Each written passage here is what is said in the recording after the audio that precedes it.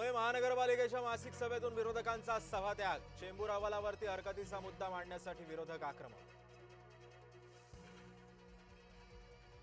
मुंबईतल्या ताज हॉटेलला मनपाची 22 कोटींची नोटीस। सुरक्षा यंत्रणांच्या जागा वापर शुल्कापोटी पाठवली नोटीस। गर्दी मर्यादेबाहेर गेल्यानं जगन्नाथ रथयात्रेदरम्यान गोंधळ। एकाचा मृत्यू, 100 पेक्षा जास्त भाविक जखमी। जयंत पाटील अर्थमंत्री होणार नाहीत, राष्ट्रवादीकडून स्पष्टपणे भूमिका व्यक्त। भगवान श्रीकृष्णाबद्दल अपप्रचारानं संताप। मौलाना म्हणतो श्रीकृष्ण नमाज पढायचे।